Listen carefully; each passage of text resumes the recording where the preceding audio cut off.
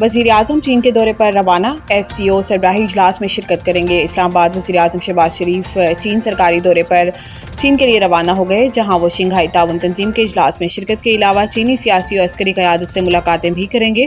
وزیر اعظم شہباز شریف اسلام آباد کے نور خان ایئر بیس سے خصوصی طیارے کے ذریعے چین کے دورے پر روانہ ہوئے۔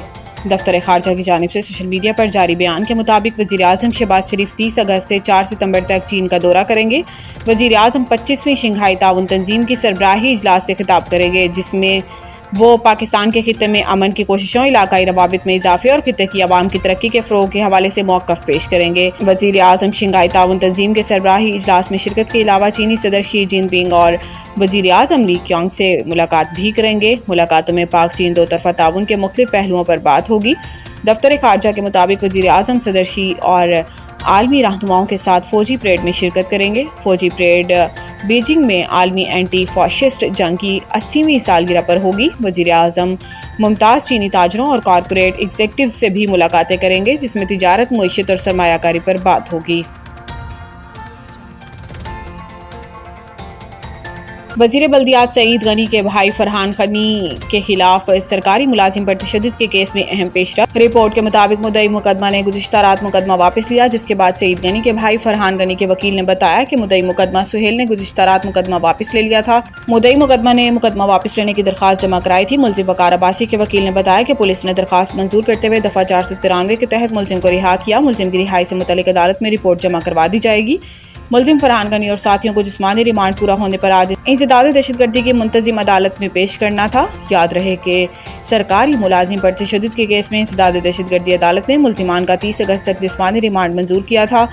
ملزمان پر دہشت گردی ایکٹ کے تحت مقدمہ فیروز آباد تھانے میں درج کیا گیا تھا۔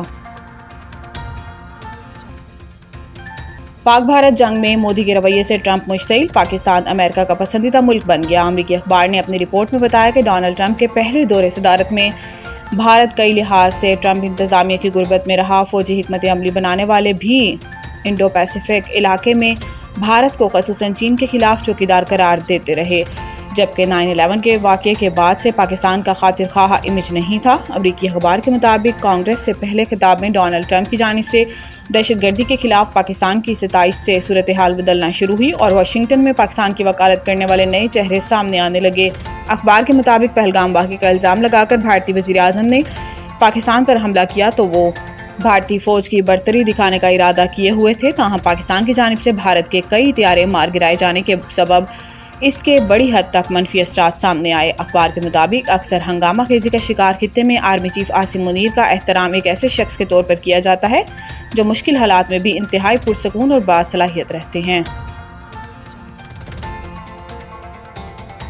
پولیو ویکسین پلانے سے منع کرنے والوں میں سب سے زیادہ شرح کراچی کی ہے۔ مصطفیٰ کمال کا پریس کانفرنس کرتے ہوئے کہنا تھا کہ صرف پاکستان اور افغانستان میں پولیو وائرس موجود ہے، انشاءاللہ جلد ہی پولیو سے ملک کو پاک کر لیں گے۔ انہوں نے کہا کہ 1 ستمبر سے ملک بھر میں پولیو مہم شروع ہو رہی ہے۔ ملک کے مختلف حصوں میں سیلابی صورتحال ہے، جس کی وجہ سے پنجاب میں 10 ستمبر سے پولیو مہم شروع ہو رہی ہے، جبکہ باقی تینوں صوبوں میں 1 ستمبر سے پولیو مہم شروع ہوگی۔ مصطفیٰ کمال نے یہ بھی کہا کہ ملک کے 127 اضلاع کے سیوریج میں پولیو وائرس موجود ہے۔ پولیو سے بچاؤ کا واحد حل انسداد پولیو ویکسین ہے۔ رواں سال 26 میں سے 16 پولیو کیسز KP سے سامنے آئے، جس میں سے 13 کیسز جنوبی KP سے ہیں۔ کراچی کے حوالے سے بات کرتے ہوئے وفاقی وزیر صحت کا کہنا تھا کہ کراچی کے سیوریج کے نمونوں میں پولیو وائرس موجود ہے۔ وفاقی وزیر صحت نے انکشاف کرتے ہوئے مزید بتایا کہ انسداد پولیو ویکسین پلانے سے منع کرنے والوں میں سب سے زیادہ شرح کراچی کی ہے۔ والدین سے گزارش ہے کہ اپنے بچوں کو پولیو کے قطرے ضرور پلائیں۔ پنجاب کے دریاؤں میں پانی کا بہاؤ تیز، گنڈا سنگھ والا پر اونچے درجے کا سیلاب، ملحقہ دیہات خالی کرانے کے لیے اعلانات۔ دریائے ستلج میں گنڈا سنگھ والا کے مقام پر انتہائی اونچے درجے کا سیلاب برقرار، جس کے باعث تلوار پوسٹ سے ملحقہ دیہات خالی کرانے کے لیے اعلانات کیے گئے۔ فلڈ فور کاسٹنگ ڈویژن کے مطابق تربیلا ڈیم 100 اور منگلا ڈیم 81% بھر چکا ہے۔ دریائے راوی میں بلوکی اور دریائے ستلج میں گنڈا سنگھ والا پر اونچے درجے کا سیلاب ہے۔ چنیوٹ، برج، راوی، سائفن اور شادرہ پر اونچے درجے کا سیلاب ہے۔ فلڈ فور کاسٹنگ ڈویژن کا بتانا ہے کہ گڈو، خانکی، قادرآباد اور جسر پر درمیانے درجے کا سیلاب ہے، جبکہ سکھر، کوٹری، مرالا اور ہیڈ اسٹام پر نچلے درجے کا سیلاب ہے۔ چنیوٹ میں سیلاب سے متاثرہ علاقوں میں 2 گھنٹوں سے زائد وقت سے مسلسل بارش کا سلسلہ جاری ہے، جبکہ شیخوپورہ اور گرد و نواح میں تیز بارش سے نشیبی علاقوں میں پانی جمع ہو گیا۔ جلند شہر اور گرد و نواح میں بارش سے ندی نالے بکھر گئے اور نشیبی علاقے زیر آب آ گئے۔ ندی نالوں کا پانی آبادیوں میں داخل ہو گیا۔ مسلسل بارش کے باعث ریسکیو ٹیموں کو امدادی کارروائیوں میں مشکلات کا سامنا ہے۔ انہوں نے بتایا کہ پنجاب کے تینوں دریاؤں میں پانی کا بہاؤ بہت زیادہ ہے۔ جہاں پر آبادی کو بچانے کی ضرورت پڑی وہاں شگاف ڈالے جائیں گے۔ سیف کی سیریز افغان شائقین کا طوفان بدتمیزی بغیر ٹکٹ اسٹیڈیم میں داخل۔ شارجہ میں سیف کی سیریز کے افتتاحی میچ میں پاکستان اور افغانستان مد مقابل آئے۔ میڈیا رپورٹس کے مطابق ماضی کی طرح افغان شائقین پھر طوفان بدتمیزی مچاتے ہوئے نہ صرف بغیر ٹکٹ اسٹیڈیم میں داخل ہوئے بلکہ مرکزی گیٹ کے ساتھ شائقین کے لیے مختص دروازہ بھی توڑ دیا۔